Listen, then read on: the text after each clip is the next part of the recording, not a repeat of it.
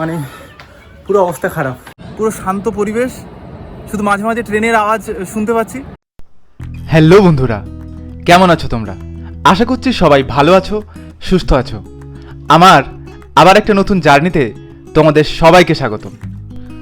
আজকে রবিবার, ছুটির দিনে একা রুমে থাকতে থাকতে বোরিং লাগছিল, তাই হাঁটতে হাঁটতে বেরিয়ে পড়েছিলাম স্টেশনের দিকে, মানে টাটানগর স্টেশনের দিকে। টাটানগর স্টেশন আমার রুম থেকে মাত্র 10 মিনিটের হাঁটা পথ। শুনেছিলাম এই স্টেশনের আশেপাশে ছোট্ট পাহাড়ের উপরে একটা মন্দির রয়েছে। মন্দিরটির নাম গোলপাহাড়ি।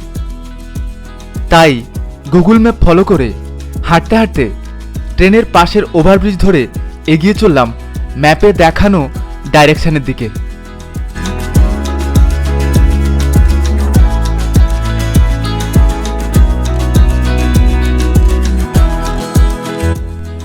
ঘড়িতে তখন সময় বিকেল 4:18।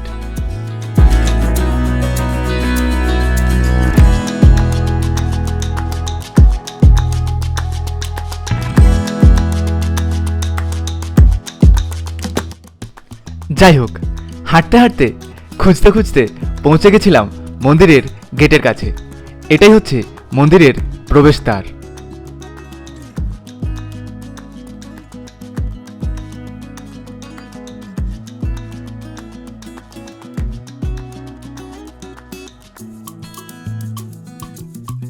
এইরকম একটা গলির ভেতরে রাস্তা দিয়ে হেঁটে হেঁটে যাচ্ছি।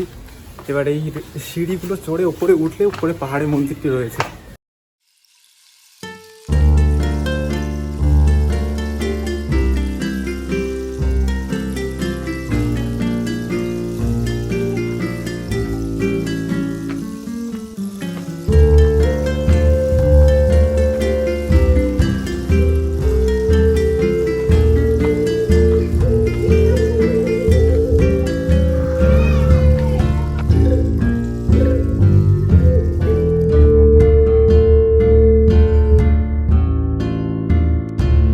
পুরো রাস্তাটা হেঁটে হেঁটে এসেছি, তারপরে আবার এই সিঁড়ি চড়ছি, মানে পুরো অবস্থা খারাপ, ঘামে পুরো গা ভিজে গেছে।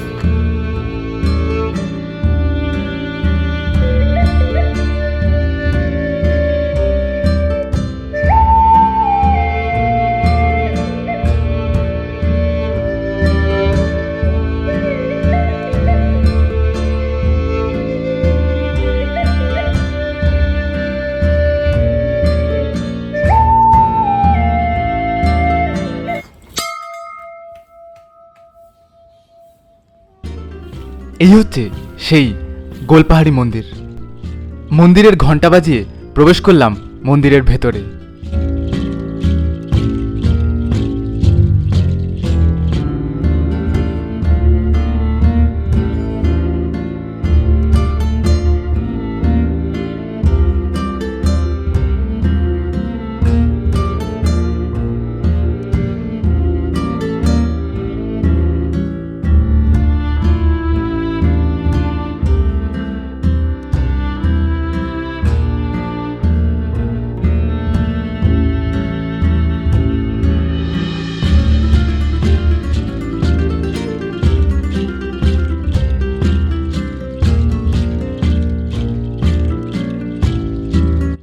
এই মন্দিরটা তৈরি হওয়ার পেছনে একটা ইতিহাস রয়েছে।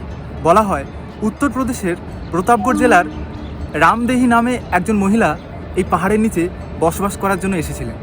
তিনি তার ছোট্ট কুঁড়ে ঘরে থাকতেন। তো তারপর একদিন রাত্রিবেলা দেবীমা ওনার স্বপ্নে আসেন এবং বলেন যে এই পাহাড়ের উপরে একটা মূর্তি রাখা আছে। তারপর দিন সকালবেলা তিনি এই জঙ্গল বেয়ে পাহাড়ে উঠে একটা পাথর দেখে চমকে যান। সেই পাথরটাতে মানুষের মতো চোখ, নাক এইসব আঁকা ছিল।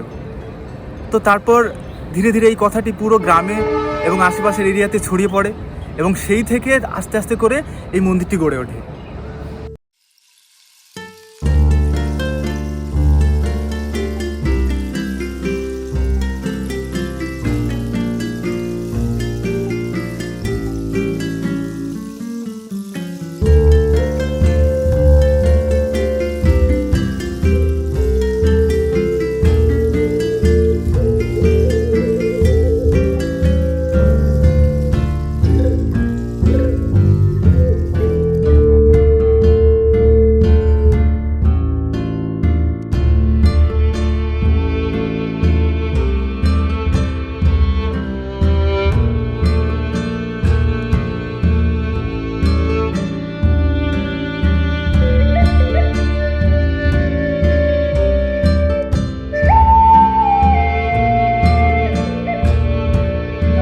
এই মন্দিরটি অনেক পুরনো একটা মন্দির। বলা হয় যে 1900 সালে এই মন্দিরটি তৈরি করা হয়েছিল এবং জামশেদপুরে প্রসিদ্ধ জায়গাগুলোর মধ্যে এটিও একটি।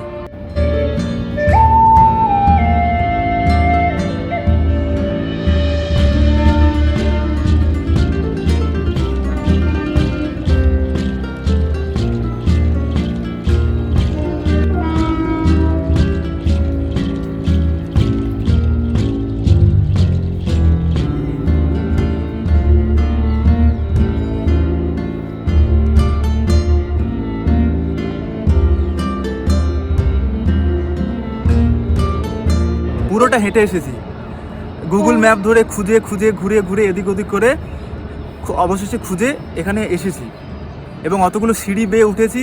আর এই গরমকালে বুঝতেই পারছেন পুরো শরীরের হালত খারাপ হয়ে গেছে, আর মানে ঘেমে পুরো অবস্থা খারাপ হয়ে গেছে। তারপর এখন আমি এমন একটা জায়গাতে এসে বসেছি যে সামনে স্টেশন দেখা যাচ্ছে এবং পেছনে মন্দির রয়েছে এবং হালকা হালকা হাওয়া দিচ্ছে। সত্যি আলাদাই অনুভূতি লাগছে এবং এই যে কষ্ট করে এসেছি মানে কোথাও গিয়ে মনে হচ্ছে যেন পুরো সার্থক হয়ে গেল কষ্টটা। আর আমি এমন একটা টাইমে এসেছি যে পুরো মন্দির জুড়ে তেমন কোনো মানুষজন কেউ নেই, পুরো ফাঁকা, মানে পুরো ফাঁকা এবং মানে কোনো মানুষজনের চেঁচামেচি কোনো কিছু নেই। হালকা হালকা হাওয়া দিচ্ছে, রোদ নেই, মানে আলাদাই একটা অনুভূতি লাগছে। পুরো শান্ত পরিবেশ, শুধু মাঝে মাঝে ট্রেনের আওয়াজ শুনতে পাচ্ছি, ব্যাস মানে ভালোই লাগছে। আমার একদম রুমের পাশাপাশি, মানে বলতে গেলে একদম কাছাকাছি। অনেক দিন ধরে ইচ্ছে হচ্ছিল এখানে আসবো তো হয়ে উঠছিল না। তো ফাইনালি আজকে একা একা হেঁটে হেঁটে খুঁজে খুঁজে হলেও এসেছি, তো এসে ভালো লাগলো।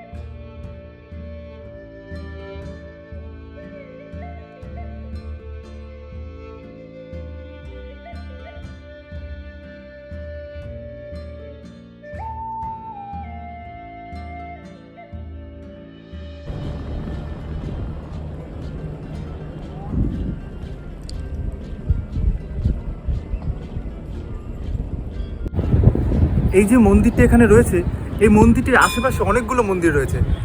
একটা শিব ঠাকুরের মূর্তি রয়েছে, এদিকে একটা বজরংবলীর মূর্তি রয়েছে, তারপর ওইদিকে একটা গণেশ ঠাকুরের মূর্তি রয়েছে। আর মেইন যে মন্দিরটি, এই মন্দিরটি অ্যাকচুয়ালি গোলপাহাড়ি মাতা নামে পরিচিত। মানে সাধারণ ভাষাতে এখানে সাধারণ মানুষের কাছে এটি গোলপাহাড়ি মা বা পাহাড়ি মা নামে পরিচিত।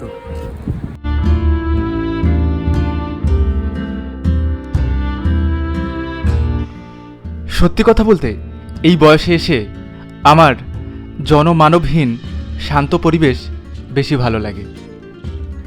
যেহেতু এই সময় এই মন্দিরটাতে এত সুন্দর একটা পরিবেশ আর মানুষজন তেমন একটা নেই বললেই চলে, তাই এইখানে আরও কিছুক্ষণ সময় কাটিয়ে তারপর আবার আস্তে আস্তে হাঁটতে হাঁটতে আবার নিজের রুমের দিকে রওনা দিলাম।